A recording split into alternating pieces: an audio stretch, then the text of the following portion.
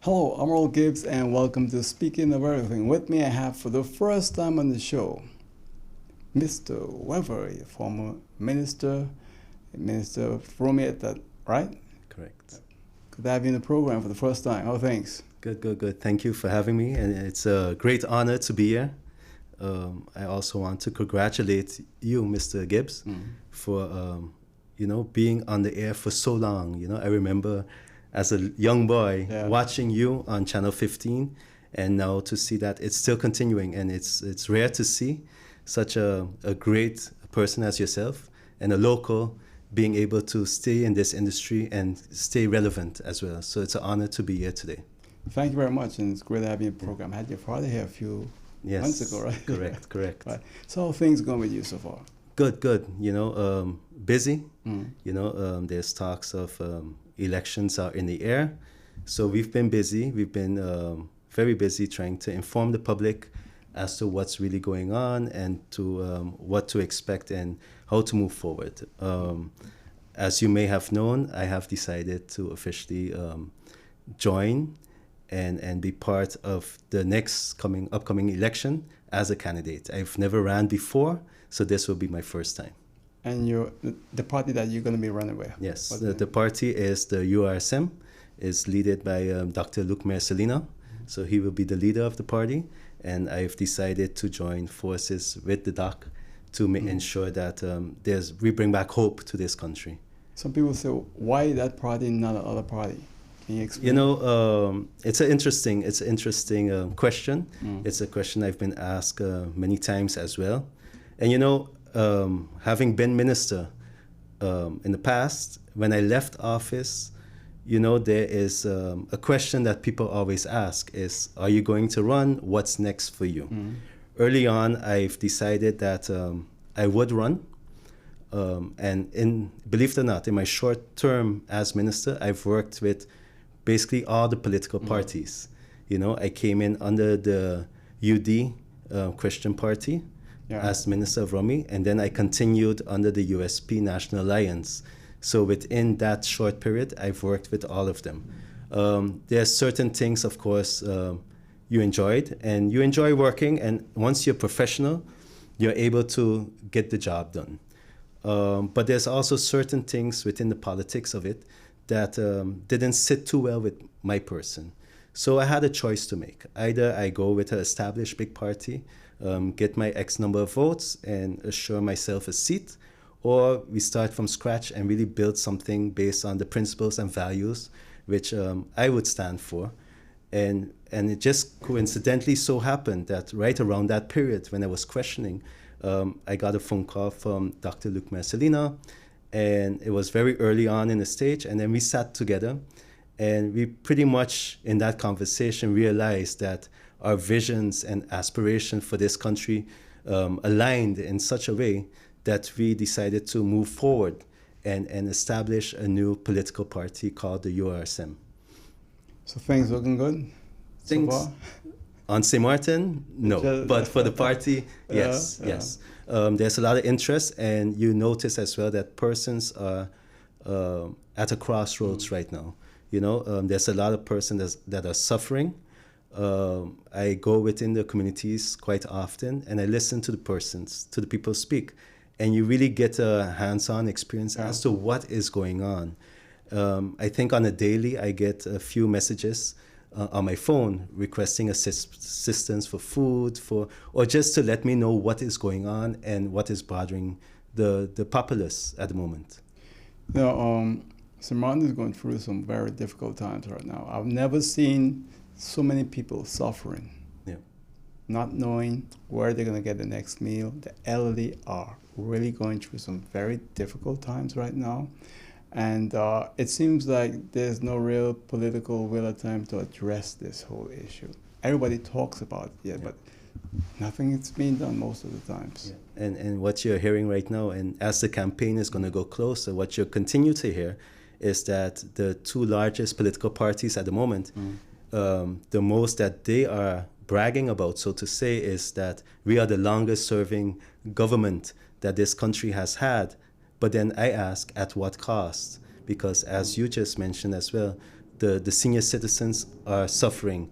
Not only that, we have single parents. We have people that on a regular already have it tough, that they are now seeing. And you know what exposed it as well was the whole COVID. Right.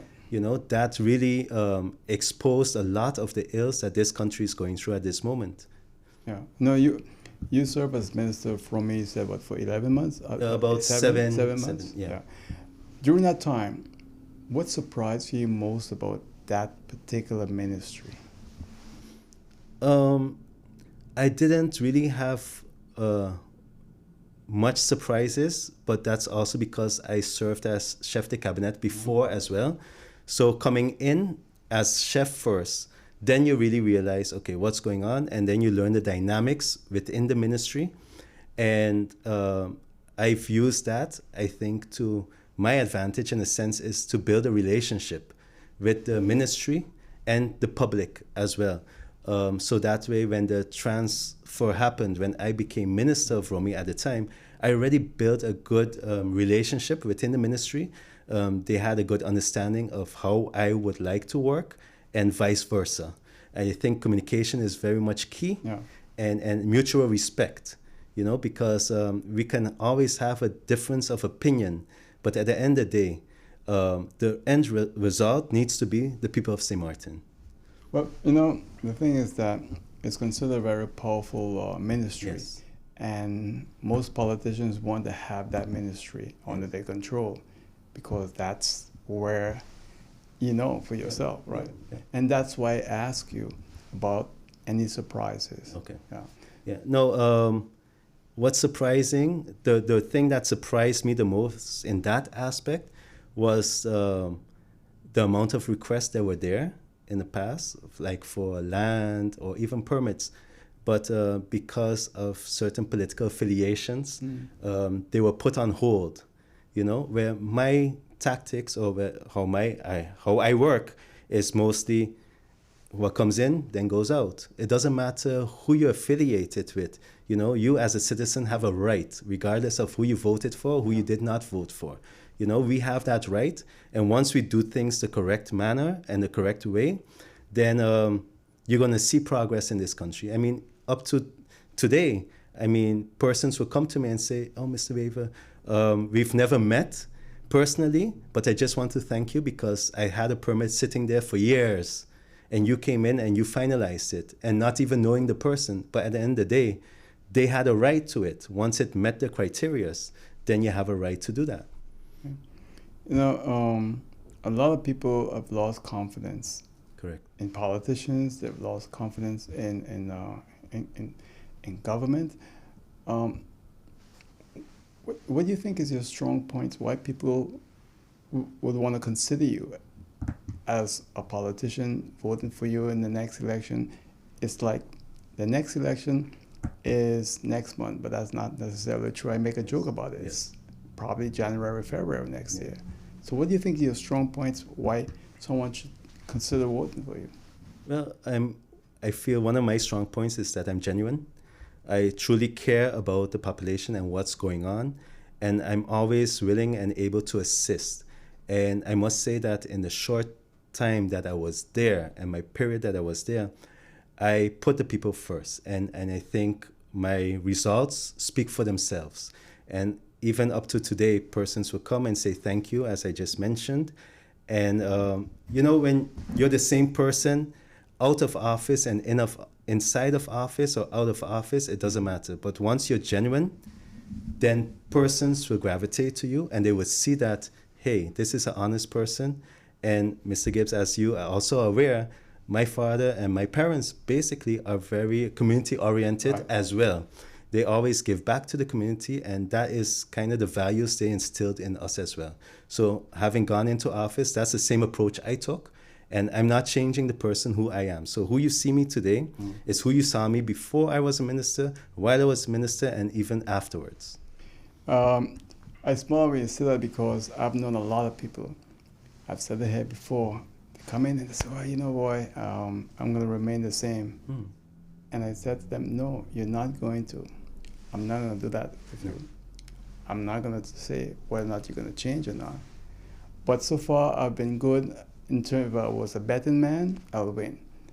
Because they all tell me, well, I'm going to be here and I'm going to stay the same, but they never stay the same. Yeah. Something about politics, something about when you get into that office and you get there, it just changes you.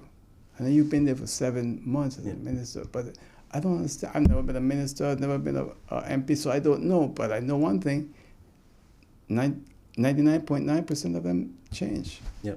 No, and that's unfortunate. And I think that is what causes the lack of trust that we have in our elected officials, is because we see somebody one way, and then when we elect them, it changes their whole dynamics and how they approach a situation. For me, no, I'm person-based, person-oriented. Before I was a minister, I also was a social worker for the Catholic School Board. So these are things that it's in me. I am somebody that wants to help persons, and not only to help them, but to make sure that they're better off before than they are now. And I think my past has helped me prepare myself for the person I am today. And, I'm being very family oriented. If I do decide to shift to the left a little bit, I have strong persons by my side, like my wife and my other family, that will straighten me back up and say, no, listen, we have to stay this route and stay this course. And I think that's so important, to have those trusted persons around you to keep you grounded as well. I remember also during the COVID period, we had a situation, well, was it COVID? No, it was during Irma. Right when I started as minister, we had change of policies as to persons being able to go up to the fourth floor. If you had slippers on, you weren't allowed to come back in the building or even upstairs to the building, to the minister's office. Whereas if persons needed to see me and they weren't able to come inside the building, I would take myself and go downstairs, because at the end of the day, I'm working for those same individuals. I work for the people of St. Martin. And it's not about my seat and what am I doing here, It's about, if you have an issue as a person living on this island, I need to be able to listen and hear what's going on to be able to fix it, or at least to try to solve it. A lot of people on the island, they're so confused right now. They're worried about how things are going to turn out for them, their children, their family. And I send sometimes, because you sometimes send me releases that we post on Facebook. Yes. And when I look at the numbers, it's very surprising. The amount of people that will really take the time to look at what you posted, or what you send actually. Sometimes you're just giving a family some Pampers. What it shows is that understanding of a very serious problem in Simon, which is poverty. Yes. And what some of the basic needs of people are. And too often we overlook that, or we take it for granted. Yes, when I left office as well, it was during COVID time, I made a conscious decision that, seeing that I took an oath as well, when I became a minister, I took an oath to serve this country. And I said, I have to stand with that and stand by that. So I continue to do some initiatives to help those in need. I think I did 2 years now. We've done the water distribution. We've delivered over, I think it was 400 cases of water to the public out there. I did 2 years now. Also, I did the back to school program where we do backpacks, and Miss Sally, she's one of the recipients that every year I would make sure that they get it from the foster home that they receive. But the first time I did it, it opened up a lot of doors. For one, it showed me how many persons actually are in need. Because when that press release went out the first time with Miss Sally and the foster home, the amount of phone calls I got and messages for assistance to be able to also distribute to other families in need. I think we started off with about 20 backpacks, and I think that year we did about almost over 100. Oh. But we only thought to do 20 for the foster home, but it ended up exceeding it. So it shows that there is a need out there, and every year the need increases. And we're seeing, as long as this government is there, we haven't seen anything being done to combat this poverty. It's still there, and not only is it there, but it seems to be increasing every time. In case you've just joined us, I'm Oral Keep speaking of everything with Mr. Chris Wever. And speaking of everything, he's just a new politician. Yes. A new politician. And he's here with me. When I come back, we're going to continue to speak with him right here on Speaking of Everything. Please stay with us. Make use of Web mobile banking with easy access and direct usage of face recognition,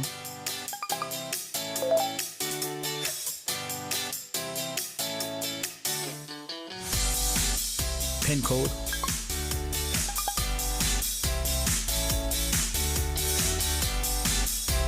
or fingerprint. Download Web mobile banking app and make your transaction from anywhere at any time. For more information, visit wib-bank.net/quick-login. If you'd like to advertise on Hot 99.9 FM radio station, give us a call, 520-6070. That's 520-6070. My guest is Mr. Chris Wever. He's a politician taking part in the next parliamentary election. And I sense he doesn't like to hear the term politician because it carries like a negative connotation, right? When you hear politician. Unfortunately, nowadays, when people hear politician, they think of somebody that's there for their self-interest and corrupt, But I see it as a way to give back to the country and to ensure that the people are better off today than they were yesterday. At the end of the day, what I tell persons as well is, it's about this generation, yes, that we need to help, but we have to think long term as well. What about the future generations? Yeah. And even now we have such a difficult time to get back our young professionals to come back to this country to serve us. So how is it going to be in the future? So we have to be so careful with that. Yeah.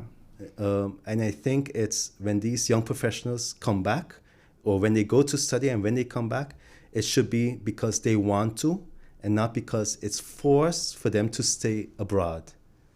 Yeah, you're right. Politics should be about helping people, doing good for people. Unfortunately, that's not the case most of the times. So politicians get a bad rap, and the community think very lowly of them, and that's the reason why. You mentioned corruption, self-interest. Simon is made up of a number of families who control politics. If you're not born into that family, you either married into them, but it's another huge problem for this island. So I'm glad to see young people getting involved and trying to make a change. Unfortunately, we thought that young people would make a huge improvement. It's just been the opposite way with this government. And that has been unfortunate. And I think a lot of people in St. Martin are very disappointed.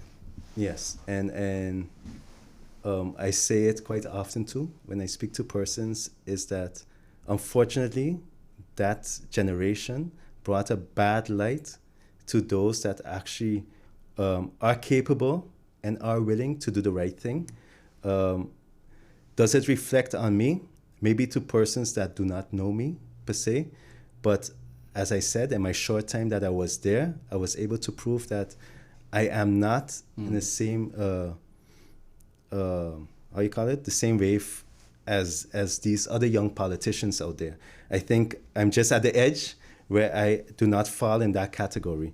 And I continue to do the best that I know how to do, and just continue to be the person I know who I am. I'll tell you one of my experiences. Minister of Finance. First time I ever met him was when KLM was leaving St. Martin for the last time. They had the 747. It was the last flight of a 747 out of Princess Juliana International Airport. And he came over, introduced himself to me, very nice young man. He ran into politics, came on my program, very nice young man, until something was said that he didn't like. Okay? Yeah. And that changed everything. Changed it so bad that he wouldn't even take my calls anymore.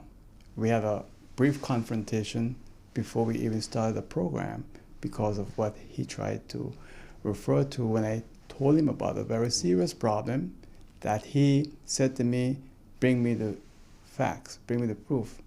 And I said to him, if you do that on the air with me, I will really make you look bad because I have the facts. I'm just trying to bring it to your attention. And guess what?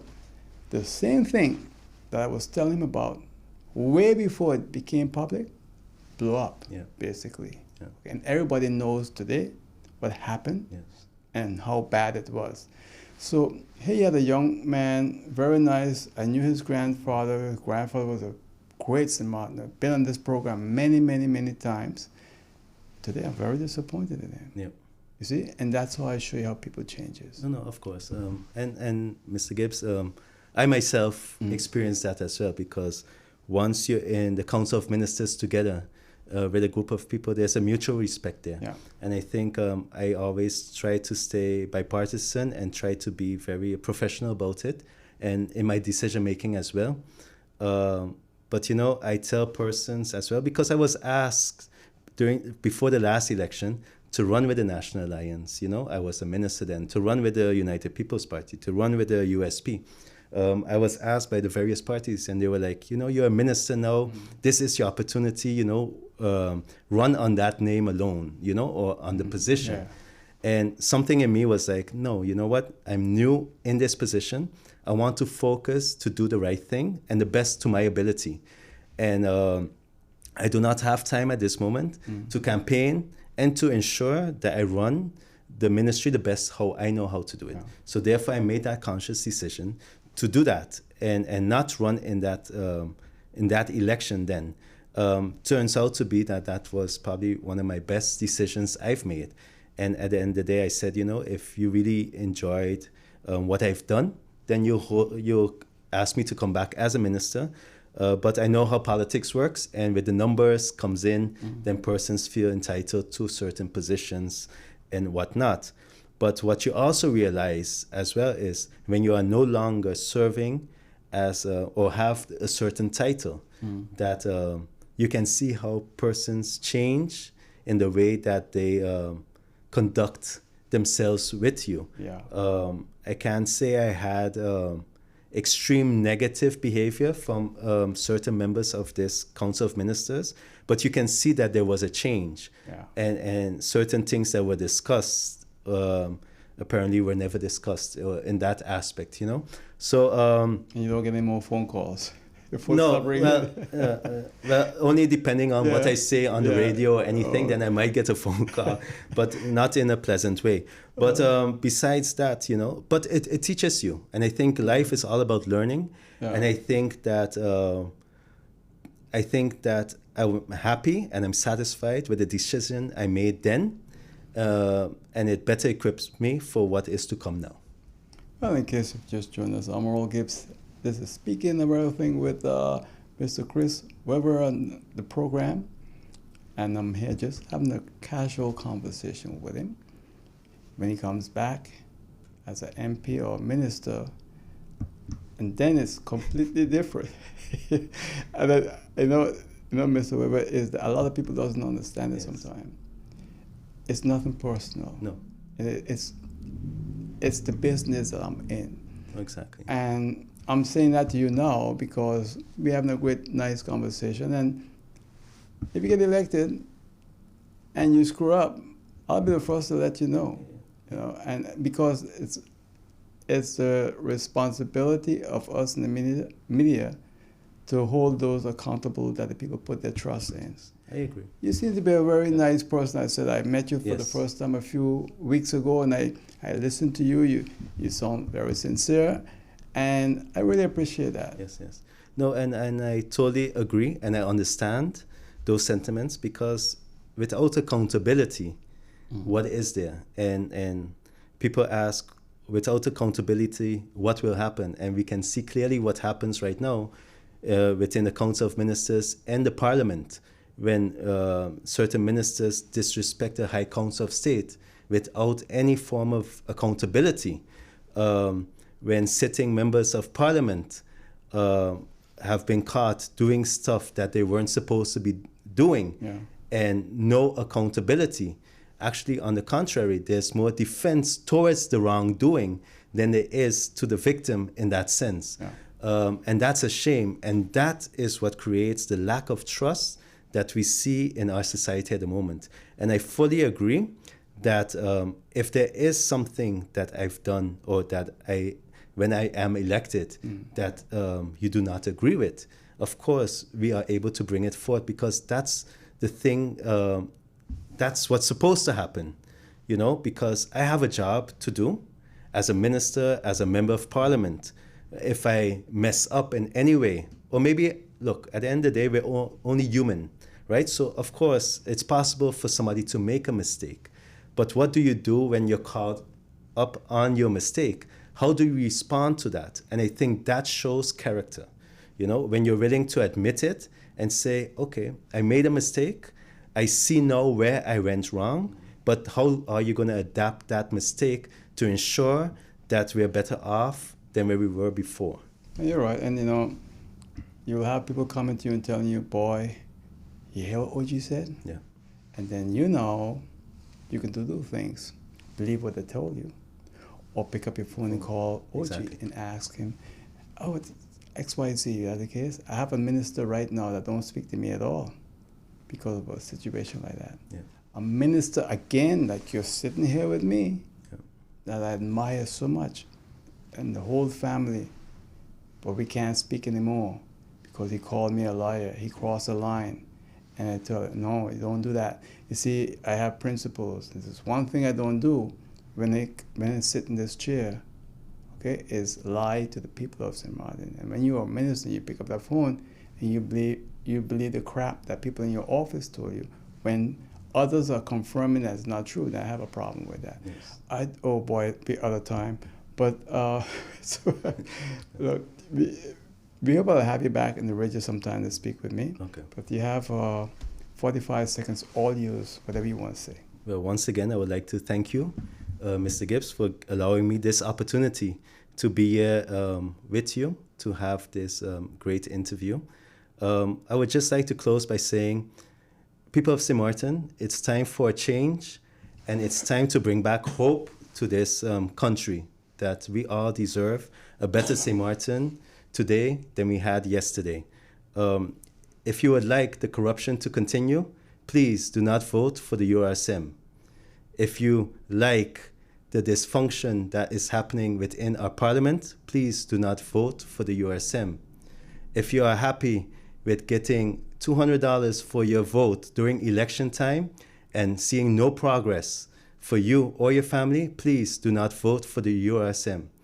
If you would like some hope for you, your family, if you would like a better education for your children, your vote should be on the URSM. And I thank you. Well, Ms. Weber, I'm going to send you a bill for that, huh? Anyway, thanks and much success, and I hope we can have you back sometime again, all right? Thank you so much. All right, and that's it for now. I'll see you next time right here on Hot 99.9 FM radio station, YouTube, Facebook. And this has been Speaking About Everything. I'm OG here with you. See you next time. Take care. Bye.